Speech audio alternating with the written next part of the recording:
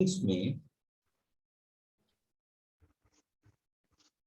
Hello alkene and arenes में पहला topic हमारा होता है क्लासिफिकेशन। ओके, क्लासिफिकेशन बोलने का मतलब दैट इज 1 डिग्री है, 2 डिग्री है, 3 डिग्री है, एलाइल है, बेंजाइल है, विनाइल है। सेकेंड टॉपिक होता है इस क्लासिफिकेशन के बाद दैट इज नॉमेनक्लेचर, आईयूपीएसी, जो हमने कल करके देखी थी और एनसीईआरटी के क्वेश्चंस 2-3 किए थे। ठीक है, कुछ क्वेश्चन हमने एनसीईआरटी कर लिए थे, एक दो और अच्छे क्वेश्चन एनसीईआरटी के हैं वो और मैं करा दूंगा आपको, सिर्फ एक दो हैं, ज्यादा नहीं बेटा। ये एनसीईआरटी का 10 है।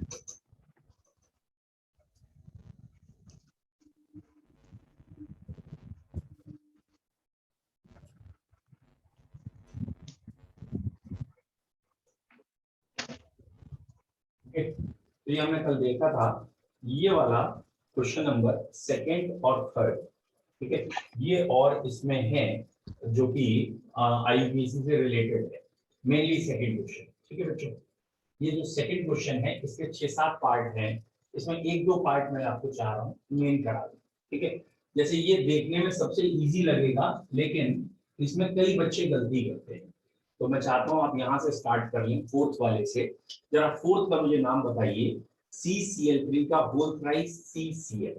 मैं बोर्ड पे दोबारा लिख दे रहा हूँ बेटा, मैं इसे दोबारा लिख दे रहा हूँ, CCl3 का होल प्राइस CCl। इसका आईयूपीएसी नेम आपसे कह रहे हैं, बताइए, ट्राई दिस, इसका आईयूपीएसी नेम बताइए क्या होगा।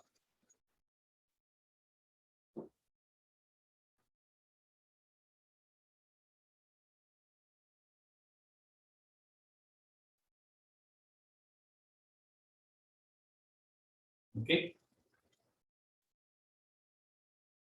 ओके, ठीक है ठीक है बेटा, एक बेटा बच्चे को शायद कैमरे से साफ नहीं दिख रहा है, इसलिए मेरे को उसने कहा थोड़ा क्लीन करिए कि ब्लर आ रही है इमेज। ले भैया कैमरा क्लीन किया अपने हिसाब से मैंने, अब देखिए।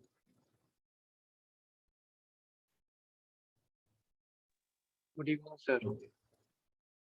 ठीक, गुड। इसका आंसर देखिए अब क्या आएगा बच्चों, इसका आंसर क्या आएगा।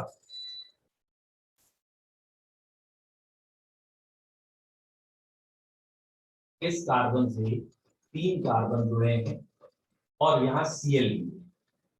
सपोज अगर इतना ही होता तो 2 क्लोरो 2 मिथाइल नाम में आ जाता।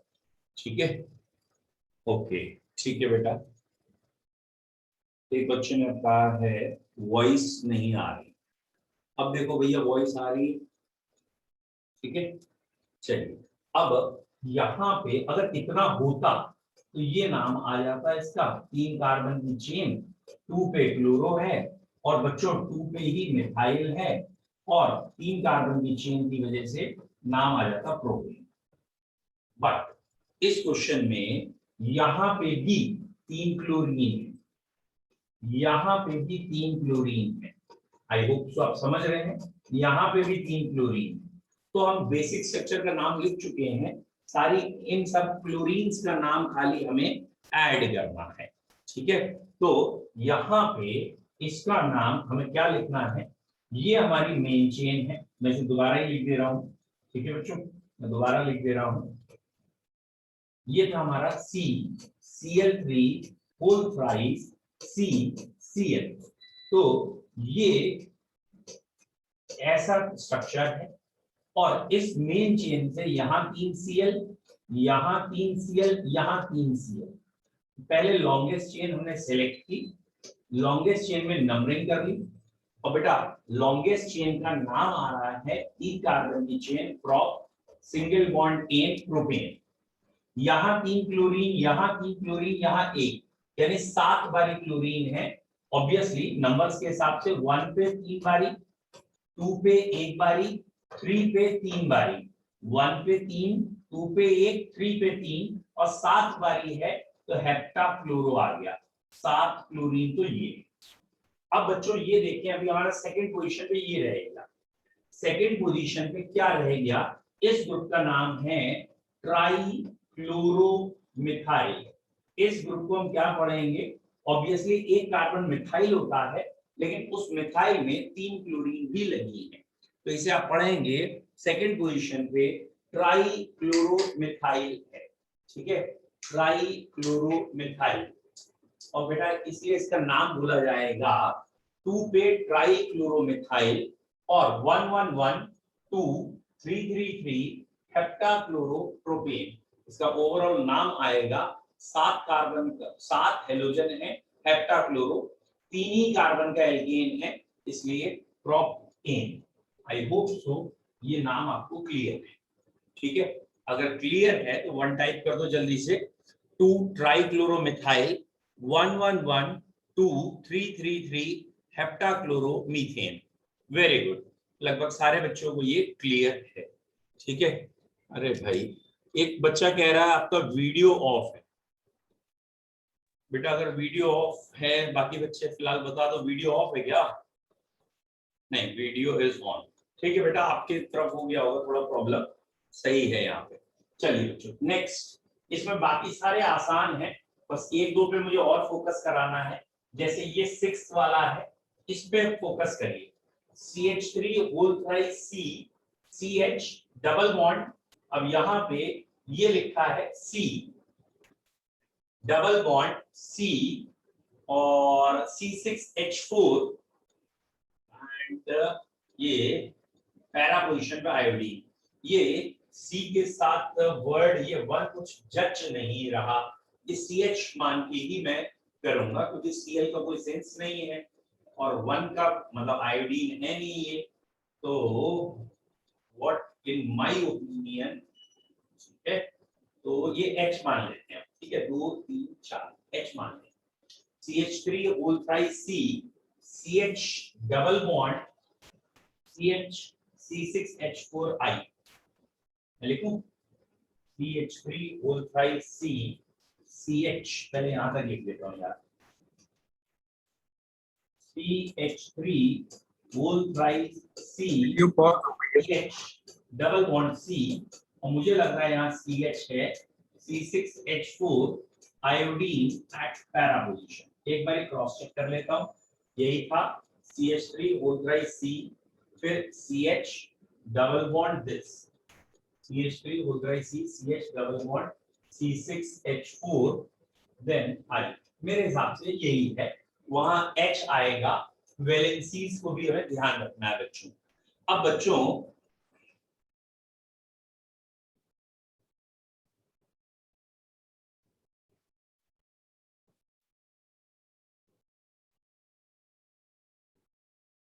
एक सेकंड है, एक दो बच्चों का कहना है, एक दो क्या अधिकतर का कहना है वीडियो इज पॉज्ड। ठीक है, आप सही हुआ, ओके। अब इसका नाम लिखना है बच्चों हमें, तो ये है CH और यहाँ डबल बॉन्ड से फिर CH, फिर ये बेंजीन की रिंग, यहाँ आयोडीन, फिर इस कार्बन से 3 बारी CH3, इसका हमें नाम लिखना है। ऑब्वियसली आयोडीन बेंजीन से लगी हुई है, तो ये ग्रुप आप मेन कर दीजिए, इसका IUPAC नेम मेन कर दीजिए, दैट इज बेंजीन। नंबरिंग यहीं से करिएगा जहां से आयोडीन लगी है, तो मैं अल्फाबेट को बाद में देख लूंगा। 1 आयोडो मैंने कह दिया है सीधा सीधा, अल्फाबेट में ये पहले आएगा तो बाद में करें। अब हम इस चेन का जिसे ब्रांच कह रहे हैं उसका नाम लिख रहे हैं 1 2। बेटा वैसे अरे एक पॉइंट को हम भूल गए, I am sorry, double bond is preferred over halogen, double bond halogen पे प्रेफर्ड होता है, तो हम गलत कर रहे हैं, आई एम सॉरी। चलिए अब जैसे लिखना शुरू कर दिया तो मैं कर दे रहा हूं अभी। 4 कार्बन की चेन, 4 कार्बन की चेन कहलाती है ब्यू, डबल बॉन्ड ईन क्योंकि ये एल्काइल है, ब्यूटेनाइल 1 पोजीशन पे ब्यूटेनाइल है। ठीक है, और इस ब्यूटेनाइल के अंदर 3 डाइमिथाइल है, लेकिन ये मुझे लग रहा है मैंने गलत कर दिया है। ठीक है, मैंने क्यों गलत कर दिया है, मैंने मेन चेन बेंजीन को माना है और आयोडीन उससे जुड़ा हुआ था, बाहर डबल बॉन्ड था। एक बार मुझे चेक करना पड़ेगा कि बेटा वैसे double bond is preferred over iodine, लेकिन बेंजीन में 3 डबल बॉन्ड भी हैं, आई होप सो हम सही, ठीक है, यही नाम आएगा। तो 1,3,3 डाइमेथाइल ब्यूटीनाइल, ठीक है, 1 पे ब्यूटीनाइल लगा है बेंजीन रिंग से, और सॉरी ये थोड़ा सा वर्ड सही कर लो, ये 1 नहीं है, सॉरी 4 है। बेंजीन रिंग की फोर्थ पोजीशन से, बेंजीन रिंग की फोर्थ पोजीशन से ये ग्रुप लगा है, जिसमें 3,3 पे डाई मिथाइल है, और ब्यूट में 1 पे ईन है। 1 पे ईन लिखते हैं या ना लिखते हैं चलता है, और ये एल्काइल है, इसलिए ब्यूटीनाइल और 1 आयोडो आया है। ठीक है बेटा, ओके ओके, ठीक है। मैं एक बार फिर एक्सप्लेन करता हूँ, पहले एक बार इसका आंसर थोड़ा सा मैं क्रॉस चेक करना चाह रहा था, बट स्टिल मैं आपको पहले एक्सप्लेन करके फिर क्रॉस चेक करूंगा। जस्ट अ मोमेंट है,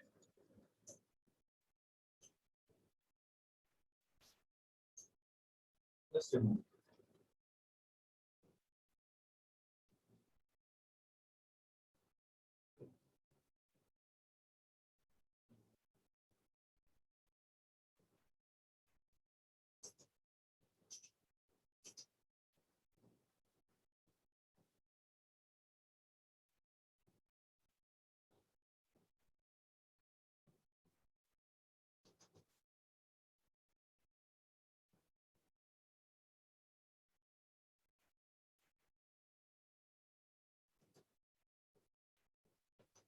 एक सेकंड है, एक सेकंड लगेगा बेटा, चेक कर लेता हूँ, कोई कंफ्यूजन रखना नहीं चाहिए। Okay, just a moment.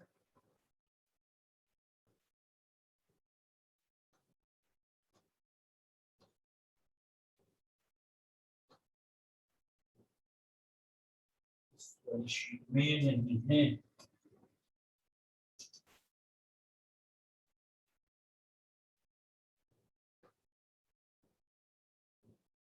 तो एक बार मैं एक्सप्लेन कर देता हूँ, ये जो भी क्वेश्चन था, ठीक है, कैसे मैंने किया उसको रीचेक करते रहेंगे।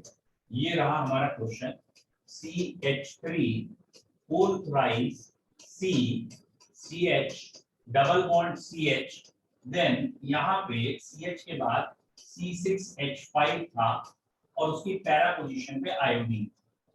तो यहाँ पे बेसिकली मैंने इसे मेन चेन माना, ये मेन चेन मेरी बेंजीन है।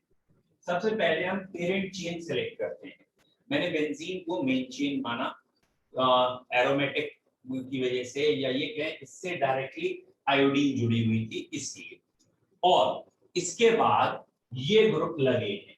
अब मैंने इसको जब एक्सपैंड किया, जब जो लास्ट वाला है बस खाली उसे समझिए, ये होल थ्राइस कैसे एक्सपैंड होता है।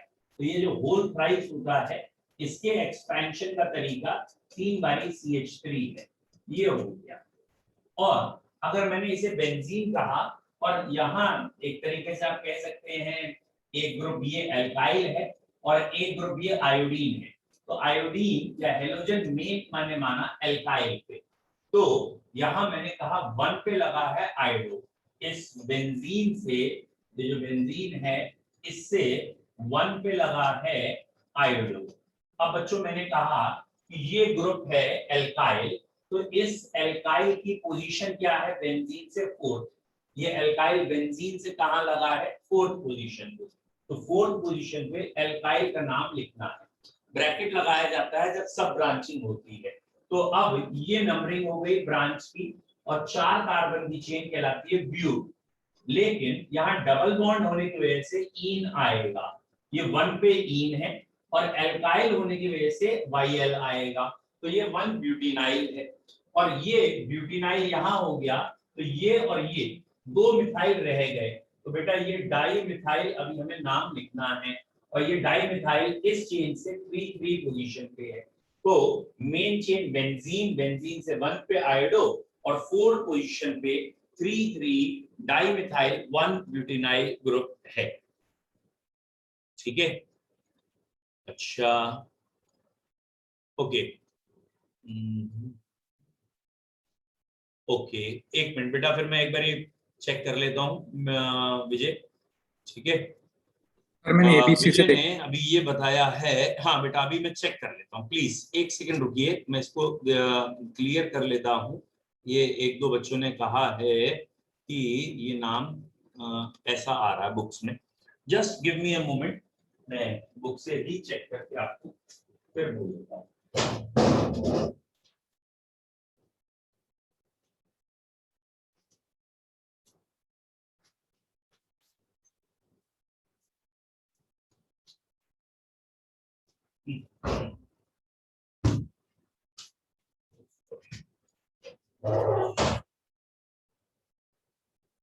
ठीक,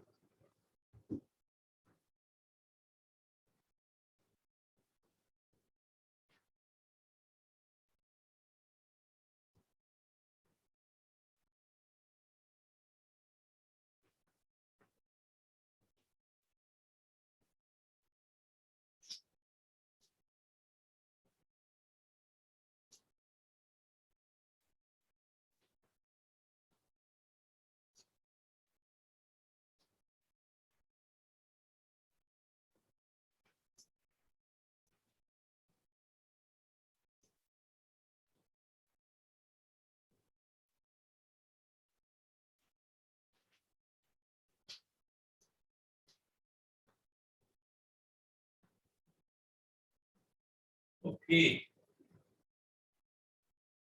ओके, सही कह रहे हैं विजय, आपका बेटा कहना सही है, मैंने इसलिए एक बार चेक कर लिया।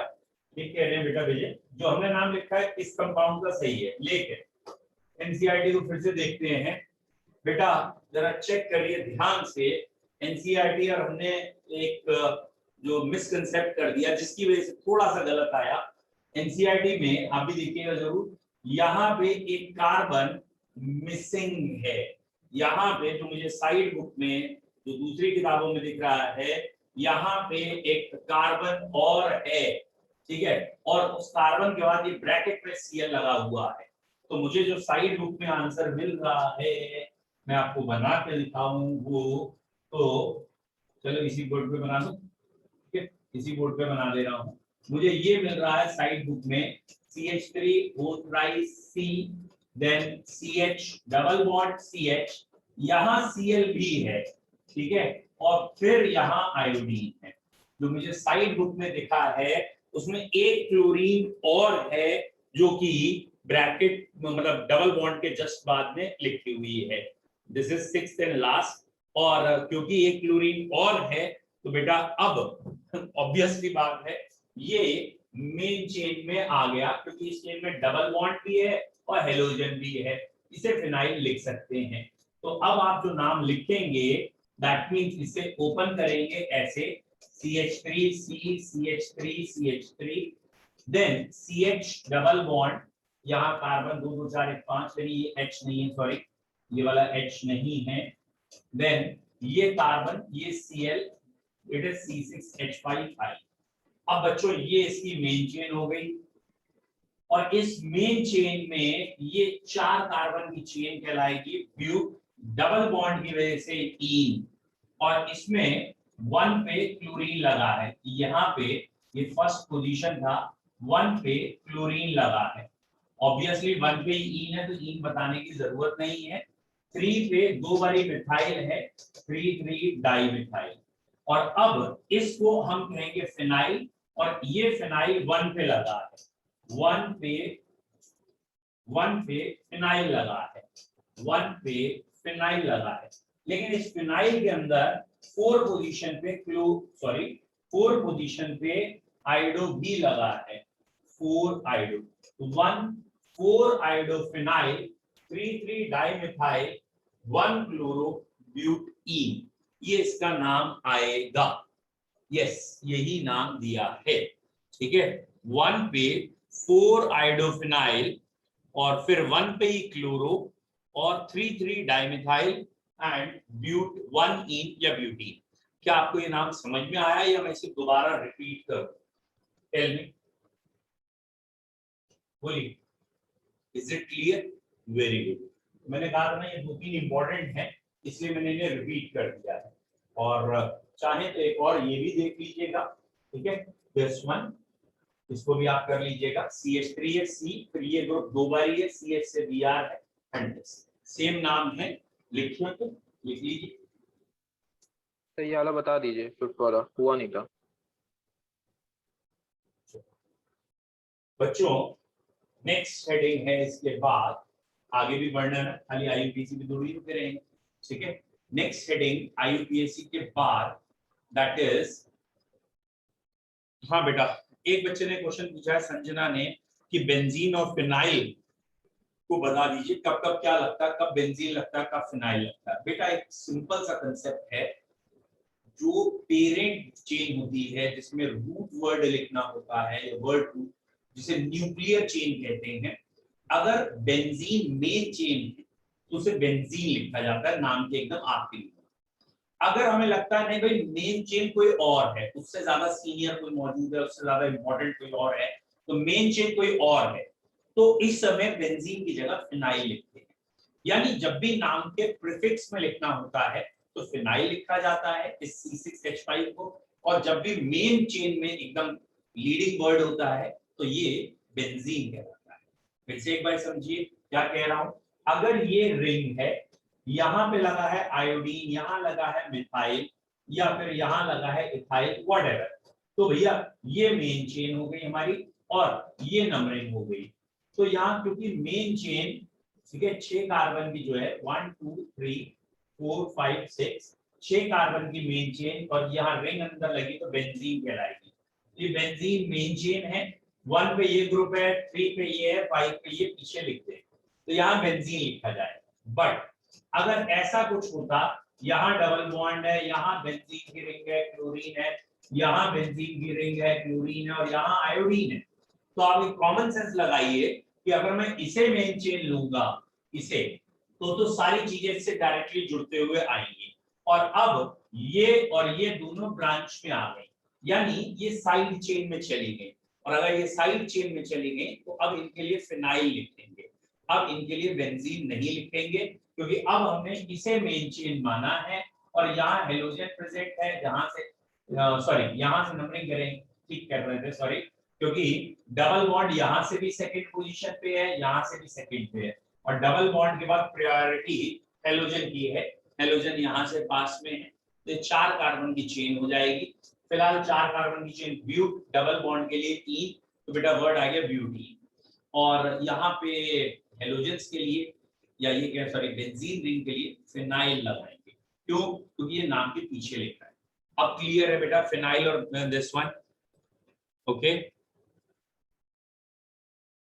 Clear, good.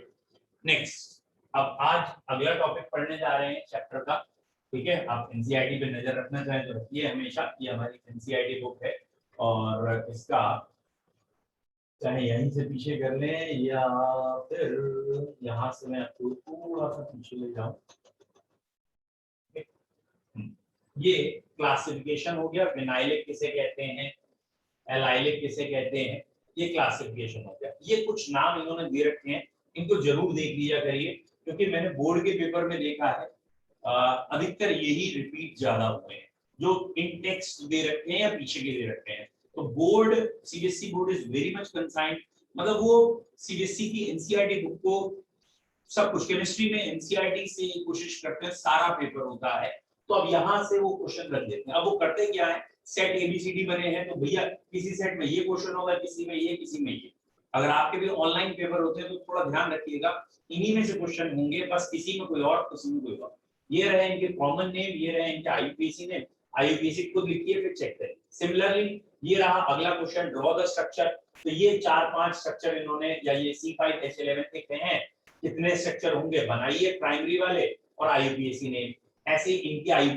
ये वाला क्वेश्चन मुझे बहुत अच्छा लगता है, क्योंकि ये बॉन्ड लाइन रिप्रेजेंटेशन में है, और मैंने अधिकतर देखा है ये क्वेश्चन आते ही कई बच्चे छोड़ देते, उन्हें समझ में नहीं आता क्या करना है बॉन्ड लाइन में। मतलब ये जब ऐसे आड़ी तिरछी लाइनें लगी होती हैं, जैसे सपोज ये वाला क्वेश्चन है और इसको ही हमें करना है, तो वो ये मतलब कई तो सोचते हैं पता नहीं यहाँ कार्बन है, कहाँ है कार्बन, तो भैया ये कार्बन पहला है, ये दूसरा, मतलब ये जो मिथाइल था ये कार्बन पहला, ये दूसरा, ये तीसरा, और ये चौथा, नहीं सॉरी ये चौथा, चलिए ठीक है। अब ये नंबरिंग कहां से करें, डबल बॉन्ड क्लास में या हेलोजन? तो double bond is preferred over halogen.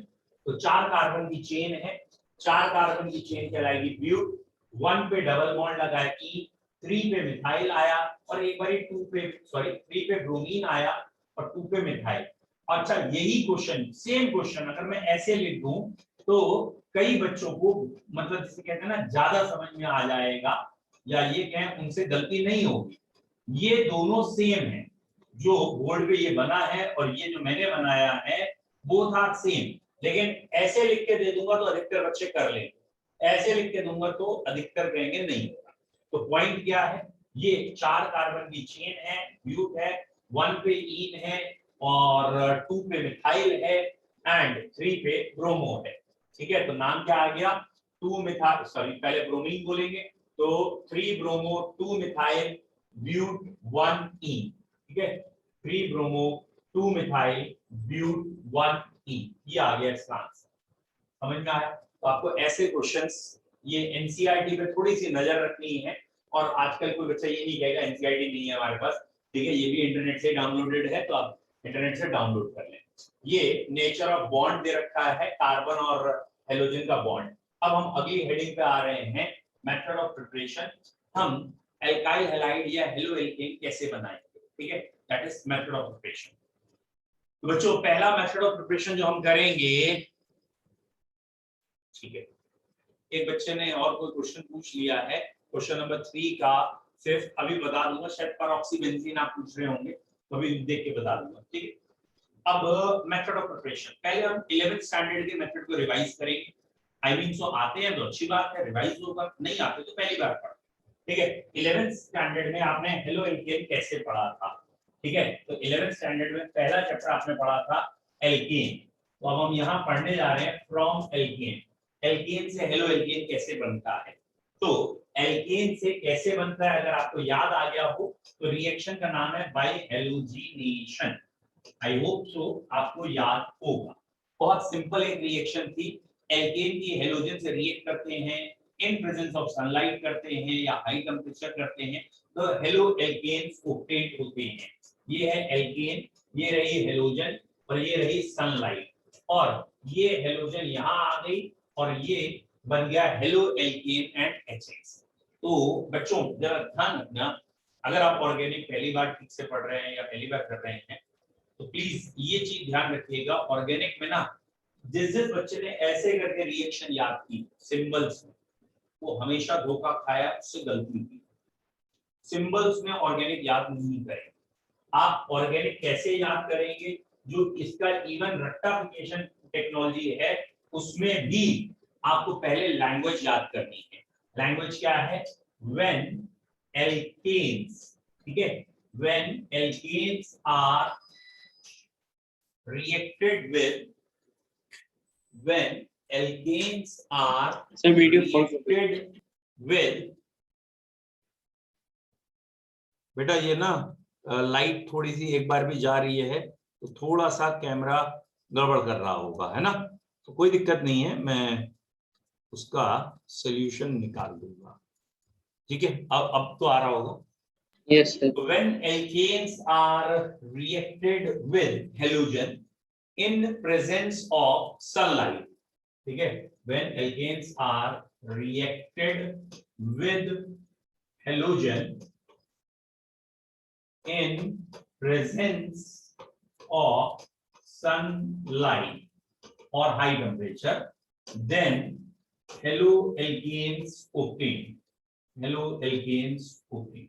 तो बेटा एल्केन से हेलो एल्केन बनते हैं जब हेलोजन से रिएक्ट करते हैं सनलाइट। एक्चुअली क्या है ना, इस लैंग्वेज में याद करने का फायदा क्या है आपको बता दूं, कार्बन में ना अगर कोई एक भी बॉन्ड आगे पीछे कर देता है, वैलेंसी 4 में से कहीं 5 कर दी, कहीं 3 कर दी, तो टीचर को मौका मिल जाता है उस क्वेश्चन को काट के 0 दे देने।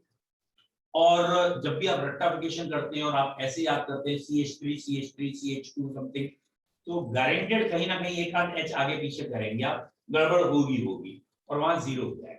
लेकिन अगर आपने पहले लैंग्वेज लिखी फिर आपने सिंबल्स लिखे तो आपके पास एक मौका है कि लैंग्वेज अगर सही लिखी है और रिप्रेजेंटेशन में कोई वैलेंसी में मिस्टेक है तो पूरे नंबर नहीं काट सकता या यूजुअली कुछ नंबर नहीं काटेगा।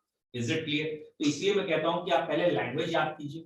जब आपको लैंग्वेज याद हो जाती है, रिवाइज सिंबल्स में करिए। जैसे मैंने पहले ये लिख दिया था, लेकिन मुझे ध्यान आया ये 11th की भले ही रिएक्शन है, और आधे से ज्यादा क्या मैक्सिमम कलाकारों को 11th में कुछ नहीं आता है ना, मतलब भूल चुके हैं 11th में। मेरा कहने का मतलब है अगर आता तो तुम्हें सब कुछ है, बस वही कॉपी नहीं लेके आते हो जिस कॉपी में लिखा होता है। मतलब मैं किसी बच्चे को ना होमवर्क देता हूँ तो यूजुअली जब भी चेक करता हूँ तो कहता हूँ कॉपी दिखाओ भाई, होमवर्क कहाँ किया। तो मैक्सिमम बच्चों ने किया होगा, मैक्सिमम सबने किया होगा।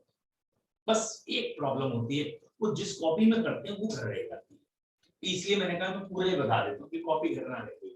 When alkanes are reacted with halogen in presence of sunlight or high temperature, then haloalkanes are obtained. अब इसके लगभग 5-6 पॉइंट लास्ट ईयर थे, वो आप नहीं भी याद करेंगे तो चलेगा, ठीक है। बट जो 5-6 थे मैं बताऊंगा, भले ही आप नहीं याद करें तो चलेगा, मैं आपको बताऊंगा। पहला पॉइंट इसका था हेलोजिनेशन में, it is free radical substitution reaction. और क्योंकि ये फ्री रेडिकल सब्स्टिट्यूशन है तो चेन मैकेनिज्म से चलती है, ठीक है। चेन मैकेनिज्म होता है जिसके 3 स्टेप्स होते हैं। कौन कौन से 3 स्टेप होते हैं बच्चों? Chain initiation, chain propagation and chain termination. Initiation, propagation and termination, in 3 step में चलती है, कोई खास बात नहीं। बट ये पॉइंट इंपॉर्टेंट है कि रिएक्टिविटी किस हेलोजन की ज्यादा है, तो रिएक्टिविटी फ्लोरीन, क्लोरीन, ब्रोमीन और आयोडीन की है। ये जिन बच्चों ने 11th मुझसे पढ़ा उन्हें बहुत अच्छी तरीके से याद आ रहा होगा, रिएक्टिविटी इसकी ज्यादा है, इसकी ज्यादा है हेलोजन में फ्लोरीन की। और ये थोड़ा सा हायर लेवल का पॉइंट है, अगला आप छोड़ सकते हैं। अगर मैं ये कहूं F2Cl2 Br2 I2, तो ये वाला पॉइंट था सेलेक्टिविटी। एक था वर्ड रिएक्टिविटी और एक था वर्ड सेलेक्टिविटी। ये कंपटीशन का पार्ट है, यूजुअली 11th में नहीं पढ़ा होगा अधिकतर ने। सेलेक्टिविटी आयोडीन की ज्यादा है, मतलब जो रिएक्शन होनी चाहिए वो 3 डिग्री कार्बन से होनी चाहिए। तो रिएक्टिविटी ऑफ हाइड्रोजन, हाइड्रोजन की रिएक्टिविटी 3 डिग्री, 2 डिग्री, 1 डिग्री है। तो जो आयोडीन आती है रिएक्ट करने में वो हमेशा 3 डिग्री हाइड्रोजन ही हटाती है, जबकि फ्लोरीन 1 डिग्री को भी हटा सकती है। डायरेक्ट फ्लोरिनेशन एक्सप्लोसिव होता है तो कराया नहीं जाता। जो फ्लोरीन से रिएक्शन डायरेक्टली है वो होती ही नहीं है। तो इसी में अभी आगे एक मेथड पढ़ेंगे, स्वाट रिएक्शन, उससे फ्लोरीन या एल्काइल फ्लोराइड बनाएंगे। तो एटलीस्ट 4-5 पॉइंट तो आपको याद हो जाए। और ये रिएक्टिविटी सेलेक्टिविटी को याद करने का 11th स्टैंडर्ड में मैंने एक फनी जोक से याद कराया था, अगर आपको याद हो। और वो जोक ये था, यस एक आध बच्चों को शायद याद भी आ गया, कि सपोज कोई सामान खरीद के लाना है, let suppose whatever anything you need, आपको कोई चीज चाहिए और आपने अपने पेरेंट्स से कह दिया ले आइए, ठीक है। अगर ये बात अपने फादर से कही है, father, F for father, father से कही है तो ये सामान ला देंगे। बट सेलेक्टिविटी की कोई गारंटी नहीं, मतलब जो पहले मिला वो उठाया और ले आया। नो आर्गुमेंट वाला यहाँ काम होता है, क्योंकि ये एक्सप्लोसिव नेचर का प्राणी होता है। याद आ रहा है? ठीक है। सपोज आपने इनसे कहा है फोन ला देना, तो ये वही नोकिया 1100 आशा उठा के ले आए। आप कहो जे क्या ले आए, एप्पल लाना था, बोले अबे सेब लाना था, क्यों इसमें आवाज नहीं आएगी तेरे को? तो पॉइंट क्या, उनसे आर्गुमेंट कर ही नहीं सकते, क्योंकि आपने आर्गुमेंट किया, वहां एक्सप्लोसिव नेचर हो गया, है ना। तो इसलिए एफ फॉर फादर, फादर की रिएक्टिविटी बहुत अच्छी है बट सेलेक्टिविटी 0 है, बहुत कम। जो पहले मिल गया वो सिलेक्ट हो गया, मतलब आयोडीन पहले मिल गया तो आयोडीन से रिएक्शन, फ्लोरीन पहले मिल गया तो फ्लोरीन से रिएक्शन। तो सॉरी, अगर 3 डिग्री हाइड्रोजन मिल गया तो 3 डिग्री हाइड्रोजन से रिएक्शन हो जाएगी, 1 डिग्री मिला तो 1 डिग्री से, और अधिकतर फ्लोरिनेशन एक्सप्लोसिव होती है। अब हम बात करते हैं इसकी, F for father, I for mother. ये महाराष्ट्र वाली आई है, आई आपको याद आ गई। तो I फॉर मदर, मदर की रिएक्टिविटी बहुत कम है, मदर की रिएक्टिविटी बहुत कम है और कम रिएक्ट करती है, बट सेलेक्टिविटी हाई है। याद होगा आपको, ठीक है, अगर इनके साथ कभी शॉपिंग पे गए हो तो आपको ध्यान आ ही गया होगा ये क्या करते हैं। ठीक है, सिलेक्शन बड़ा अच्छा करते हैं बट रिएक्शन बड़े कम करते हैं। मतलब विंडो शॉपिंग मतलब ये पूरी दुकान जो भी उसके कपड़े वपड़े की पूरी दुकान खाली कराने वाले थे, कुछ अलग सा दिखाइए, ये तो सब कॉमन है, बहुत मतलब इतने प्यार से कहती है, फिर कहते चलिए अगली बार जब कुछ बढ़िया आए तो बताइए, है नहीं। That is selectivity is the best, reactivity is the best. और अगर कोई मेल, जैसे आप अपने फादर के साथ कभी गए हो शॉपिंग वॉपिंग पे और दुकानदार ने आपको 5 पीस दिखा दिए और अगर आपने अभी भी मुंह बना रखा है कि नहीं पसंद नहीं आया, तो वो दुकानदार तो आपसे शायद कुछ ना कहे, पिताजी तुम पे भड़क पड़ेंगे, अबे चाहता क्या है तू, नहीं कह क्या रहा है, कर क्या रहा है, इसमें से कोई नहीं पसंद आ रहा तुझे। ठीक है, that means he is highly reactive. तो इतनी बातें करने से आपको शायद याद आ गया होगा कि, या अगली बार अब आपसे गलत नहीं होना चाहिए कि फ्लोरीन क्लोरीन ब्रोमीन आयोडीन में रिएक्टिविटी फ्लोरीन की ज्यादा है एंड द रिएक्शन का एक्सप्लोसिव एफ, एंड सेलेक्टिविटी यानी टर्शियरी हाइड्रोजन की हटेगी, ये आयोडीन की ज्यादा है। ठीक है, अब एक क्वेश्चन और करते हैं इसका, दैट इज बताओ भाई, ये मैंने लिखा है इथेन, इथेन के कितने मोनोहेलोजन डेरिवेटिव बन सकते हैं। What is the meaning of monohalogen derivative, एक हाइड्रोजन हटा के हेलोजन लगाना है। तो इथेन में 2 अलग अलग कार्बन भले ही हैं, बट अगर आप इथेन का क्लोरीनेशन करेंगे तो गारंटेड यही प्रोडक्ट बनेगा। दैट मींस 1 क्लोरोइथेन ही बनेगा, एक ही प्रोडक्ट बनेगा, यानी it has only 1 monohalogen derivative. अगर आपने प्रोपेन का मोनोहेलोजन डेरिवेटिव बनाया तो प्रोपेन की हेलोजन एंड सनलाइट से रिएक्शन करेंगे तो कितने मोनोहेलोजन डेरिवेटिव बन सकते हैं। आई होप तो बच्चों आपको समझ में आ रहा हो कि प्रोपेन में एक तो बन सकता है 1 क्लोरोप्रोपेन और एक बन सकता है 2 क्लोरोप्रोपेन। तो प्रोपेन में 2 मोनोहेलोजन डेरिवेटिव बन सकते हैं, 1 क्लोरोप्रोपेन एंड 2 क्लोरोप्रोपेन, यानी 2 डेरिवेटिव आ सकते हैं। अब अगर ये दोनों क्वेश्चन समझ में आ गए हों तो अब मोनोहेलोजन डेरिवेटिव आपको बताने हैं, जो एनसीईआरटी का क्वेश्चन है उससे। देखो भैया, पहले मैं एनसीईआरटी से थोड़ा सिंपल कर देता हूं। ये है normal butane CH3 CH2 CH2 CH2। बताइए नॉर्मल ब्यूटेन के कितने मोनोहेलोजन डेरिवेटिव बनेंगे। How many monohalogen derivative of normal butane is formed. बेटा 2 ही बनेंगे, ये 3 बताने वाले बच्चे गलत हैं। क्यों, यहाँ पे 1 पे क्लोरीन आ सकती है या 2 पे, अगर आप यहाँ क्लोरीन लगाएंगे तो इधर से नंबरिंग हो जाएगी ना, तो ये 2 ही तो हो जाएगा फिर से। तो butane has only 2 monohalogen derivative, मैं सिर्फ ये लिख दे रहा हूं 1 क्लोरोब्यूटेन एंड 2 क्लोरोब्यूटेन। तो बेटा ब्यूटेन के 2 ही बनेंगे, आप गलत है। अब है अगला क्वेश्चन, this compound is known as isobutane. बताइए बेटा आइसोब्यूटेन के कितने मोनोहेलोजन डेरिवेटिव बन सकते हैं। How many monohalogen derivative of isobutane can be prepared. Isobutane के कितने बनेंगे। Very good, again the answer is 2। Again the answer is 2। क्यों, क्योंकि आप या तो बनाएंगे ये डेरिवेटिव, यानी यहां पे Cl लगाएंगे, या आप बनाएंगे ये डेरिवेटिव यहां पे Cl। अब कोई बच्चा ये मत कहना यहां Cl लगा दें या यहां Cl, तो नाम तो वही आ रहा है ना, 1 क्लोरो 2 मिथाइल प्रोपेन। अब आप यहाँ पे कहीं Cl लगाएंगे तब भी 1 क्लोरो 2 मिथाइल प्रोपेन ही आएगा। तो isobutane also have 2 monohalogen derivative. तो नॉर्मल ब्यूटेन के कितने बने थे बेटा, नॉर्मल ब्यूटेन से भी 2 बने थे और आइसोब्यूटेन से कितने बने हैं, 2 बने हैं। अब जो एनसीईआरटी का क्वेश्चन है उसकी बात करते हैं। बेटा हमारे कोर्स में पेंटेन है जिसका मॉलिक्यूलर वेट 72 है, तो वो पेंटेन में 3 वेरिएंट होते हैं, normal pentane, isopentane and neopentane. आपकी हेल्प के लिए मैं पहले बना दे रहा हूं, ये है नॉर्मल पेंटेन, यानी 5 कार्बन की चेन है और वो स्ट्रेट चेन है जिसमें बीच में 3 CH2 है, किनारे 2 CH3 है। तो बताओ बेटा नॉर्मल पेंटेन के कितने मोनोहेलोजन डेरिवेटिव होंगे। आई होप सो आपको क्लियर है, नॉर्मल पेंटेन के कितने मोनोहेलोजन डेरिवेटिव होंगे बताइए। हाँ बेटा कुछ आगे बोलो। हाँ जी हाँ है, हाँ। तो नॉर्मल पेंटेन के कितने मोनोहेलोजन डेरिवेटिव होंगे, तो बच्चों यहाँ पे आप 1 पे क्लोरीन लगा सकते हैं, 2 पे लगा सकते हैं और 3 पे भी, और उसके बाद यहाँ से नंबरिंग शुरू हो जाती है ना, इसलिए 3 ही बनेंगे। तो normal pentane has 3 monohalogen derivative. अगला है हमारा आइसोपेंटेन। ये ग्रुप कहलाता है केमिस्ट्री में iso, CH3 CH CH3, it is isopentane.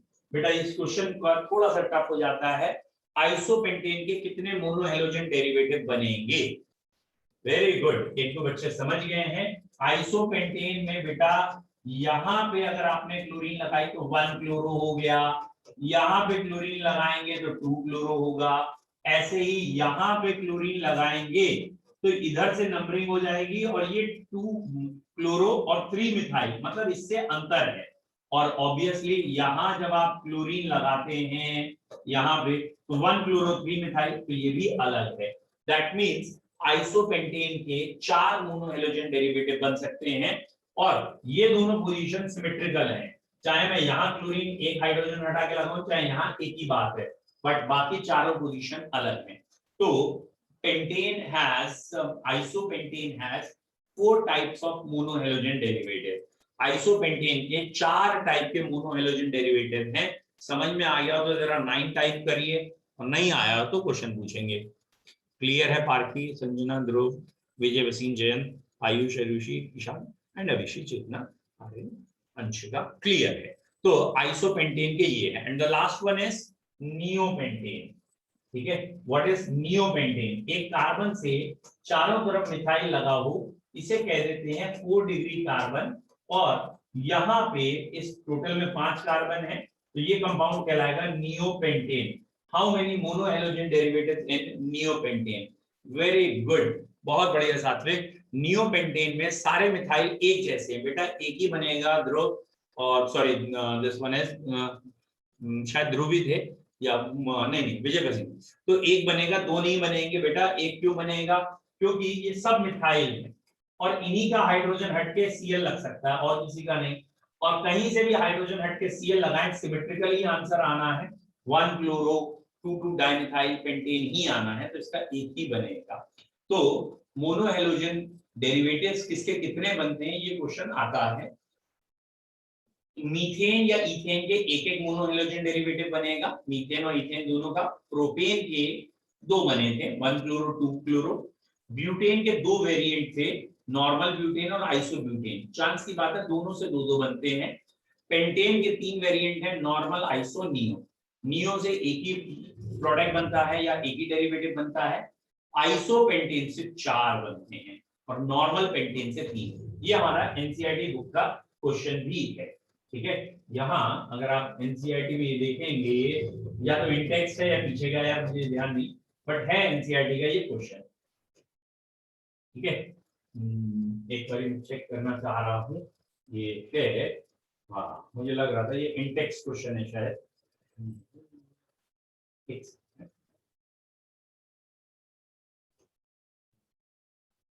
ठीक है, इंटेक्स्ट में है।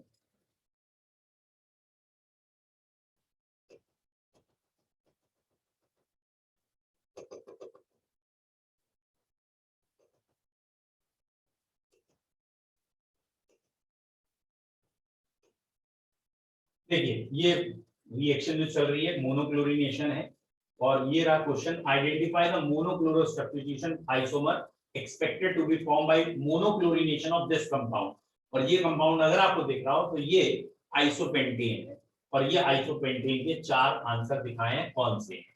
ठीक है, अच्छा एक क्वेश्चन और आपको अभी यहाँ दिख जाएगा, लैंग्वेज में है वो भी, कि मोनो हेलोजन डेरिवेटिव कितने हो सकते हैं। ये है शायद क्वेश्चन, यस, क्वेश्चन नंबर 10.4। तो 10.4 को अगर आप देखना चाहें तो ये क्या है 10.4, among the isomeric alkane of molecular formula C5H12 identify the one that has 1 photochemical chlorination yield. मतलब वही है 1 मोनोक्लोरो प्रोडक्ट। ठीक है, सॉरी सबके अलग अलग बताने हैं, आइडेंटिफाई द वन।